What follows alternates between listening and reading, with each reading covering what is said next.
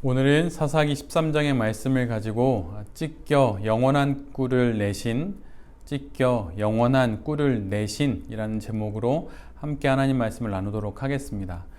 오늘 우리는 사사기의 마지막 사사인 삼손의 이야기를 만나게 됩니다. 삼손의 이야기는 이러한 문장으로 시작이 되지요.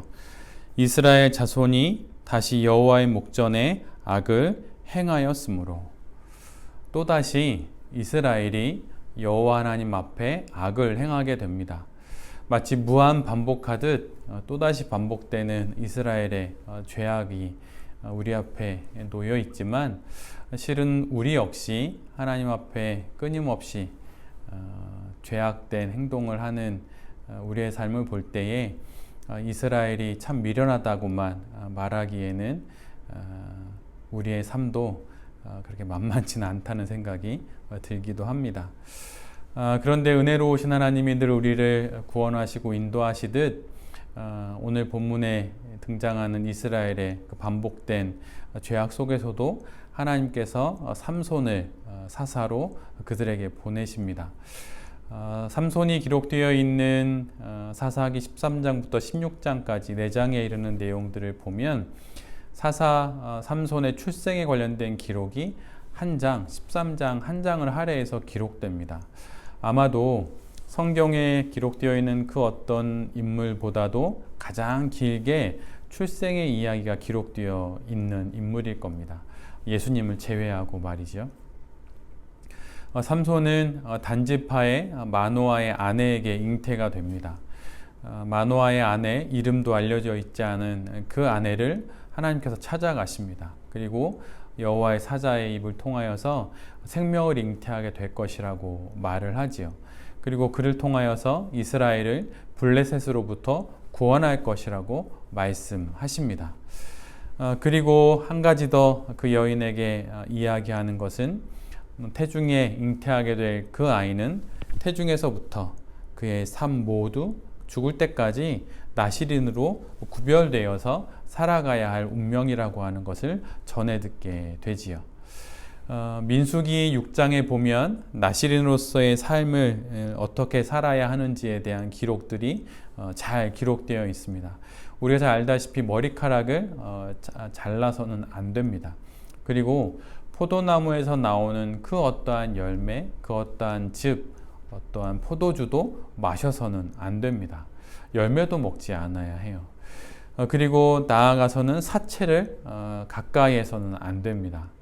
아주 구별된, 아주 성별된 삶을 살아야 하는 것이 나시린이죠.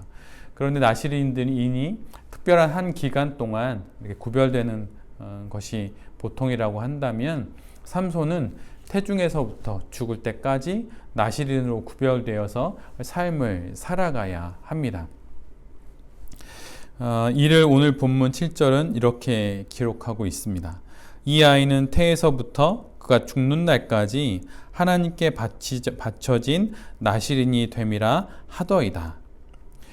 삼손은 구별되어 태어납니다. 그리고 구별되어 살다, 구별되어 죽어야 하는 것이죠. 그러나 우리 모두가 알다시피 그는 구별되어 삶을 시작하지만 그는 헛되이 살고 나중에는 헛된 목숨으로 이 세상의 삶을 마무리하게 됩니다. 딥나의 여인, 또 가사의 기생, 그리고 소래골짜기의 드릴라까지 그에 대한 기록이 있는 사사기 13장부터 16장까지 가장 많은 내용을 담고 있는 것은 그의 나시린의 이름과는 어울리지 않는 그의 삶이지요. 그런데 이것이 무슨 구별된 삶이라고 할 수 있을까요? 구별로 시작된 인생, 심지어 하나님이 구별하여 태어나게 하신 그 인생이 그 인생에게 전혀 어울리지 않는 인생의 가운데를 살다가, 과정을 살다가 끝내는 죽게 됩니다. 이걸 통해서 우리가 알 수 있는 건 구별된 어제가 구별된 오늘을 보장해 주지 않는다고 하는 거예요. 삼손, 그의 이름의 뜻은 작은 태양입니다. 블레셋의 식민 통치 아래에 있는 이스라엘 백성들을 작은 태양이 되어서 비춰주어 하나님에게 이르게 하는 그 일을 맡게 된 것이 삼손의 삶이라고 하는 것이죠. 그러나 그는 하나님이 주신 능력과 그 힘으로 그의 모든 날 동안 죽기 전까지 자신의 정욕만을 불타오르게 하는 태양으로만 살다가 죽고야 맙니다. 우리가 어느 교회를 다니든 또 우리가 어떤 신앙의 여력을 가졌든 또 어느 신학교 출신이든 어느 훈련을 받았든 그 모든 것이 우리의 오늘의 신앙을 보장해 주지 않습니다. 우리의 신앙의 현주소는 언제나 오늘이라고 하는 자리에서 드러나는 것이죠. 부모가 특별히 구별된 신앙의 이력을 가졌다고 하여서 자녀가 또 자녀의 구별된 신앙이 이렇게 보장되는 것은 아닙니다. 목회자라고 불려도 마찬가지이죠. 위치와 또 직분이 그의 신앙을 담보해 주지 않습니다. 스스로 속이지 않아야 하고 또 스스로 속지 않아야 합니다. 오늘 내가 어떻게 살고 있고 어디에 서서 나의 인생을 신앙인으로 살아가고 있느냐라고 하는 사실이 가장 중요한 것이고 그것이 우리의 신앙의 현주소입니다. 신앙이라고 하는 것은 하나님을 향하여 가는 홀로 그리고 함께 걸어가는 길이라고 말씀드릴 수가 있어요. 홀로 하나님을 향하여 가는 사람들이 모여서 함께 걸어가기도 하고 때로는 사명에 따라 다시 홀로 가기도 하는 것이 신앙의 여정이죠. 특별히 코로나로 인하여서 우리가 그것을 몸으로 경험하고 있습니다. 개인적 영역에서의 하나님을 향하여 나아가는 발걸음, 하나님을 만나는 그런 걸음이 없이 아무리 모여서 함께 기도하고 함께 하나님을 향하여 간다고 하더라도 그것은 순간으로 끝나게 됩니다.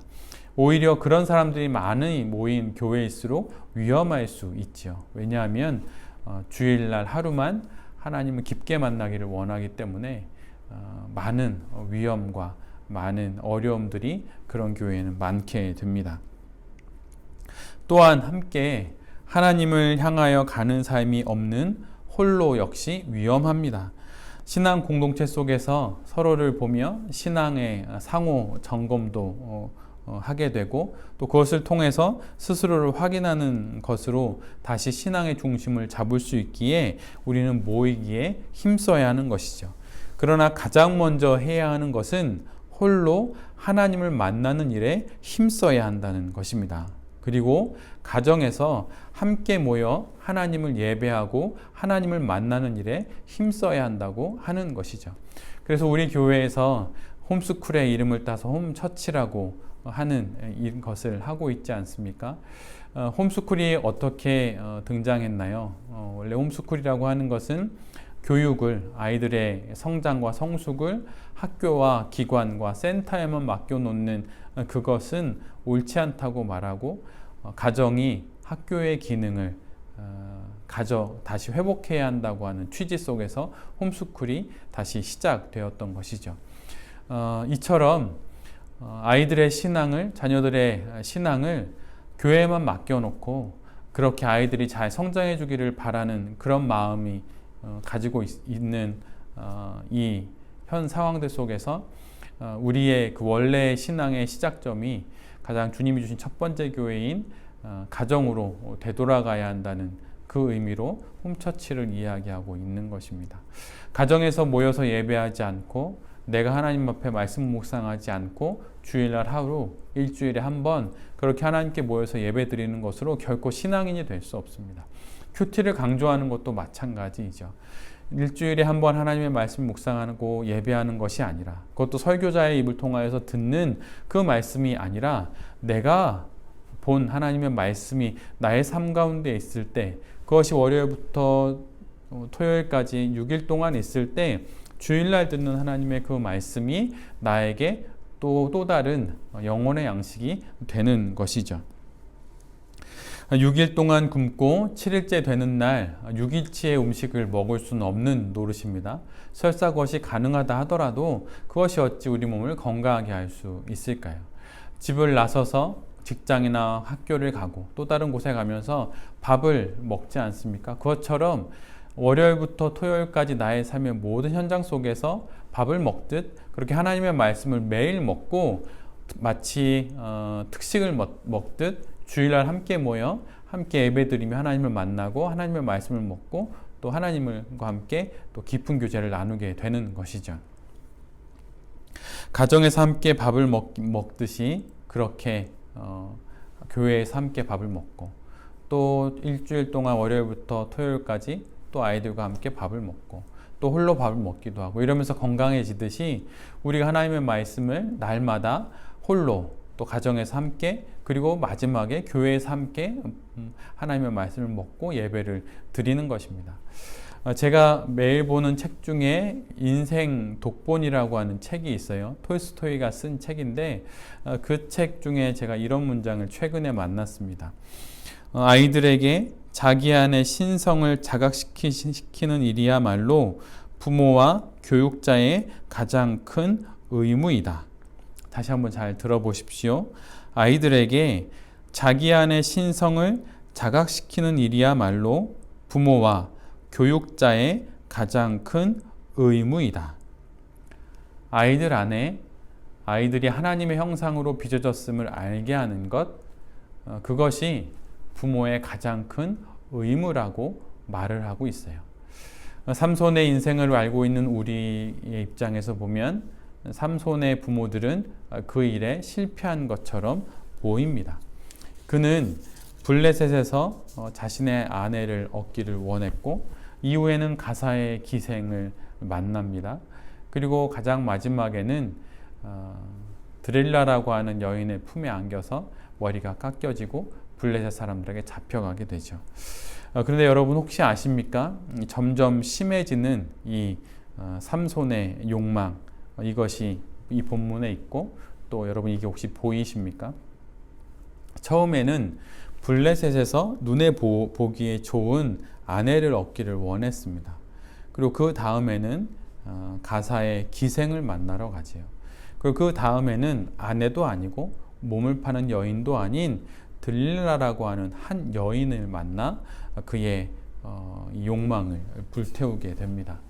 그것뿐만 아니라 삼손의 폭력도 점점 더해 갑니다. 딥나에서 얻은 아내 그로 인하여서 그는 수수께끼 자기가 내었던 수수께끼 문제를 맞춘 그 사람들에게 자기가 약속한 것을 주어야 했죠. 그래서 아스글론으로 내려가 30명의 사람들을 죽이고 빼앗아서 그것을 그 블레셋 사람들에게 주게 됩니다. 그리고 이후에는 여우 300마리를 모아서 그 꼬리를 묶고 거기에 불을 질러 모든 또 농작물들을 불태우게 하지요. 그 다음엔 어떻게 됩니까? 나귀 턱뼈를 들어서 블레셋의 3,000명의 사람들을 죽이게 됩니다. 그리고 나아가서 맨 마지막에 그는 다곤에게 제사를 드리는 그 상황 속에 또 사람들이 모여있는 그 상황 속에 지붕에만 3,000명이 앉을 수 있는 그 건물에서 그 두 기둥을 무너뜨려 사람들을 죽이고 또 자신도 죽게 됩니다. 근데 그 부분을 기록하고 있는 본문은 다음과 같은 문장을 기록하고 있어요. 삼손이 죽을 때에 죽인 자가 살았을 때에 죽인 자보다 더욱 많더라. 욕망은 더 깊어가고 폭력은 더 커집니다. 그리고 결국 그는 이방 민족들과 함께 죽음을 맞게 되지요. 그런데 이 모든 이야기의 그 시작점에는 바로 수수께끼가 있었고 그 수수께끼 한가운데에는 사자가 있었습니다. 이것으로 수수께끼는 시작되었고 또 첫 살인의 시작점이 되었죠. 블레셋 여인을 아내로 맡기 위해서 딥나로 내려갑니다. 성경은 내려간다고 말하고 있고 내려간다는 것은 마치 이미지상으로 어두운 곳을 찾아가는 것과 같은 것이죠. 그런데 딥나로 내려가는 그 길, 딥나의 여인을 아내로 맡기 위해서 내려가는 그 길을 젊은 사자가 막아서요. 그러자 삼손이 젊은 사자를 종이를 찢듯 찢어서 죽이게 됩니다. 그리고 딥나로 내려가지요. 하나님 앞에 구별된 그가 하나님이 주신 능력으로 한 일 중 처음으로 기록된 것이 부모의 뜻을 무릅쓰고 딥나로 내려가 만난 젊은 사자를 찢어 죽인 것입니다. 그런데 여러분 혹시 이것이 하나님이 보내셔서 삼손을 막으려고 하셨던 일처럼 보이시지는 않으십니까? 민수기 22장을 읽어보면 모압 왕 발락이라고 하는 자가 나오고 그가 주술가인 발람에게 이스라엘을 저주할 것을 명하게 됩니다. 그러자 발람은 왕의 명령이니 거역할 수 없어서 이스라엘을 저주하기 위해서 길을 떠나게 되죠. 근데 길을 떠나면서 나귀를 타고 떠납니다. 그런데 여느 때와 달리 그 나귀가 자꾸 앞으로 엎드리는 거예요. 그러더니 그 골목길에 있는 그 담 쪽으로 이 나귀가 기울어지더니 그 담에 몸을 비빕니다. 그러자 나귀를 타고 있던 발람의 발이 담벼락과 나귀 사이에서 짓이겨지게 되죠. 그러자 발람이 채찍을 들어서 나귀를 때리고 또 지팡이를 들어서 나귀를 후려칩니다. 그런데 바로 그때 여호와의 하나님께서 나귀의 입을 열어서 나귀가 발람에게 이야기를 하게 하는 장면이 나와요. 아마 성경에 거의 유일하게 등장하는 동물이 말을 하는 장면인데 그때 나귀가 발람에게 이렇게 이야기합니다. 내가 언제 예전에 이런 행동을 한 적이 있느냐라고 이렇게 나귀가 말을 해요. 그러자 발람이 그런 적이 없다 이렇게 말을 합니다.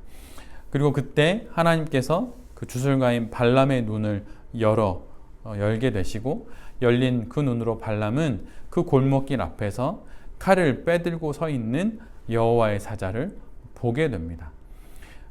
그러면서 그것을 보고 발람은 이스라엘을 저주하게 하려고 했던 그 발걸음을 되돌리게 되지요.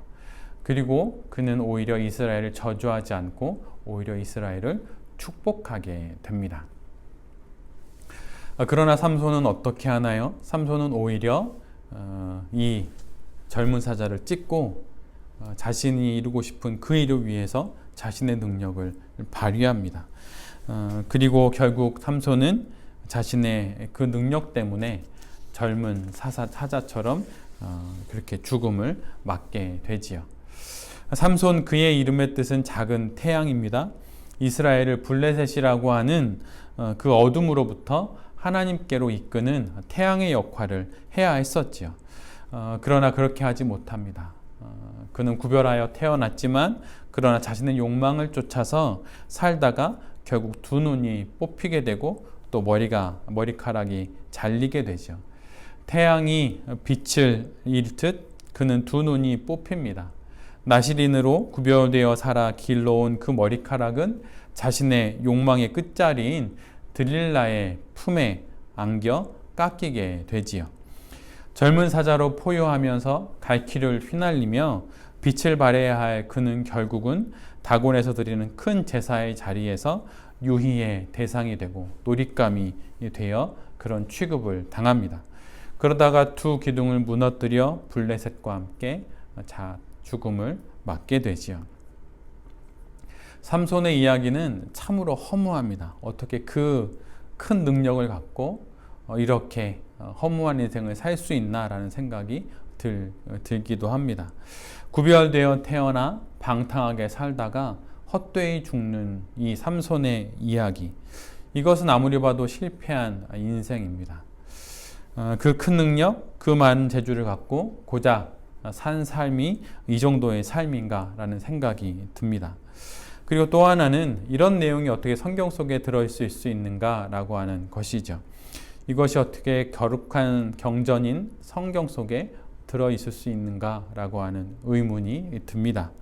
그런데 여러분, 삼손의 이야기를 자세히 읽어보고 또 삼손의 이야기를 뒤집어 보면 마치 뒤집힌 카드를 뒤집었을 때 그때 카드의 앞면이 나오듯 비로소 삼손의 이야기의 뒷면에 바로 하나님 예수 그리스도의 이야기가 있는 것을 우리 모두는 알 수 있습니다. 여러분, 예수님은 삼손과 같이 구별되어 태어나십니다. 그런데 그분은 젊은 사자가 아니라 어린 아기로 이 땅에 오시지요.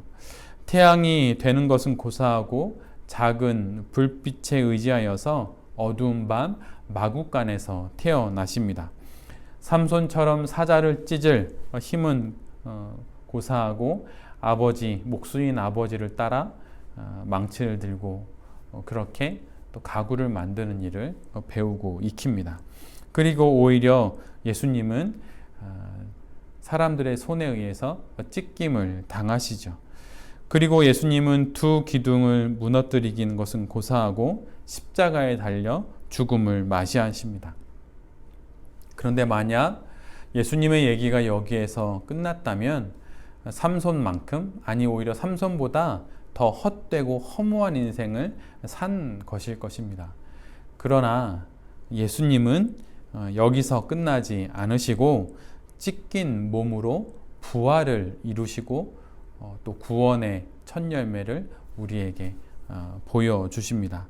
삼손은 젊은 사자로 죽습니다. 그래서 헛된 삶을 살지요. 그래서 죽음이 끝입니다. 그러나 예수님은 그 젊은 사자의 죽음에서 나온 꿀처럼 부활하십니다. 이것이 삼손과 예수님의 차이점이지요.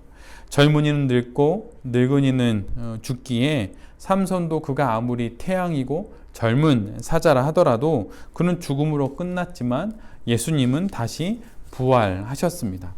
그래서 이 사사기의 마지막 사사인 삼손의 헛된 죽음 속에서 우리의 희망이 오직 예수 그리스도에게만 있음을 우리 모두는 보게 되는 것이죠.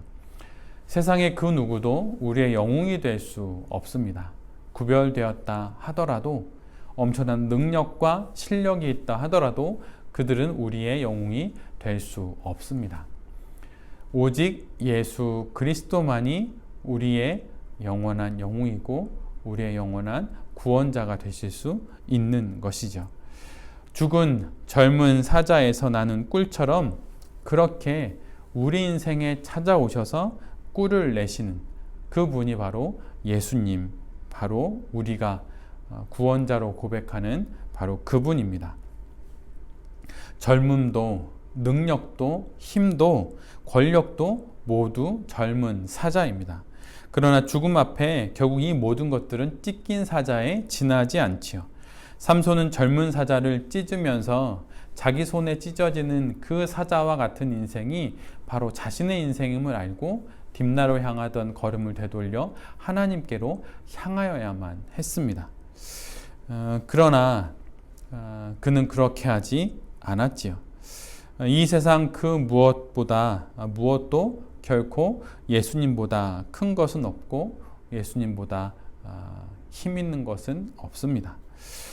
우리가 삼손일 수도 있습니다. 삼손처럼 능력을 믿고 또 사람을 믿고 돈을 믿고 때로는 젊음을 믿고 또 심지어는 신앙의 연륜을 믿고 어깨에 힘을 주며 살 수 있죠. 그러나 이 모두는 찢김을 당할 젊은 사자로 사는 것에 지나지 않습니다. 삼손도 찢겨 결국은 죽게 됩니다. 돌에 찢겨 결국 죽음을 맞게 되죠. 그러나 예수님은 찢겨서 구원을 이루십니다. 젊은 사자에게서 꿀을 내시듯 그렇게 당신의 죽음 속에서 부활을 내십니다. 이게 바로 참된 비밀이죠. 그 예수님을 우리 모두는 바라봐야 합니다. 삼손의 헛된 죽음을 뒤집으면 그 뒤에 예수 그리스도가 계심을 우리 모두는 볼 수 있습니다. 삼손에 비하면 약하고 흠모할 것 하나 없는 모습이지만, 그래서 사람들의 손에 의해서 죽으셨지만 그분이 그 가운데서 부활을 이루십니다. 그분이 바로 우리가 믿는 예수님이죠. 여러분, 이것이 진짜 수수께끼 아닐까요? 젊은 사자, 그가 거기에서 나온 꿀, 그보다 찢긴 그 사람의 몸에서 부활이 있고 그분이 구원자가 되시는 것, 여러분, 그것만큼 큰 수수께끼가 어디에 있겠습니까? 여러분, 자신의 그 어떠한 능력도, 자신의 그 어떠한 삶의 조건도, 또 신앙의 여력도 여러분 믿지 마십시오. 그것은 모두 다 찢긴 사자에 지나지 않습니다. 그리고 그 모든 상황, 나의 모든 실패 속에서도 마침내 꿀을 내시는 그 하나님을 여러분 바라보십시오. 12사사의 마지막에 이르러 내 장을 할애하여서 기록하고 있는 사사 삼손의 인생은 예수님 없이 인생의 전성기를 보냈던 이의 최후의 모습을 우리에게 보여줍니다. 젊은 사자와 같이 찢겨 죽는 것에 지나지 않았던 그 삶을 우리에게 보여줍니다. 우리도 어려운 삶을 또 어려운 상황들을 지날 수 있죠. 그리고 마치 나의 인생이 찢겨진 것만 같은 그런 삶을 살 수도 있어요. 그런 순간들이 지금일 수도 있죠. 그런데 여러분, 젊은 사자, 죽은 젊은 사자 가운데 꿀을 내는 것, 그래서 그것이 수수께끼가 될 수 있었던 것처럼 우리의 이 찢겨진 인생 속에서도 하나님이 꿀을 내실 수 있습니다. 코로나로 삶이 어렵고 삶의 많은 조건과 형편들이 어려울 수 있죠. 근데 여러분, 그 상황 속에서도 여러분 하나님이 꿀을 내실 수 있습니다. 그것을 보실 수 있는 우리 모두가 되었으면 좋겠습니다. 마르지 않는 샘, 그리고 결코 꿀이 날 수 없는 삶의 조건들, 그런 것들을 만들어내시는 분이 바로 우리가 믿는 예수님이라고 하는 것이죠. 찢긴 그 인생 속에서 꿀을 만들어내시는 분, 참된 영웅이신 그 예수님을 바라보며 우리에게 주신 이 인생을 정말 잘 살아갈 수 있는 그런 모든 성도님들과 또 이 말씀을 전하는 제 자신이 될 수 있기를 간절히 기도드립니다. 아멘. 제가 기도하겠습니다. 주님, 구별되어 산다는 것을 너무 지식으로만 알고 배움으로만 알고 있는 것은 아닌지 돌아봅니다. 구별되게 살게 하여 주시옵소서. 젊은 사자가 되려 너도 나도 뛰어다니는 이 세상에서 찢겨 영원의 꿀인 부활을 이루신 주님처럼 살 수 있도록 날마다 순간마다 주님 인도하여 주시옵소서. 주님이 맡기신 첫 교회인 가정에서 복음을 전하게 해 주십시오. 기도하여 낳은 자녀들을 삶과 그리고 말로 복음의 길로 인도할 수 있게 주십시오. 이 일에 게으르지 않게 주님 도와 주시옵소서. 화려한 신학적 언어와 지식이 아닌 내가 살고 있고 내가 먹고 있는 그 말씀으로 자녀들을 하나님의 길로 인도하는 우리 모두가 되게 하여 주시옵소서. 그리고 찢긴 사자와 같은 제 삶 가운데 꿀과 같은 수수께끼와 기적을 이루어 주십시오. 이미 이루신 이 기적, 부활과 구원의 기적을 우리가 이미 갖고 있음을 기억하며 다시 힘내어 살아갈 수 있도록 주님 우리를 인도하여 주시옵소서. 포기하지 않게 하시고 주눅들지 않게 하시고 주님을 보며 정말 성도답게 살 수 있도록 주님 우리를 인도하여 주시옵소서. 예수 그리스도의 이름으로 기도드립니다. 아멘.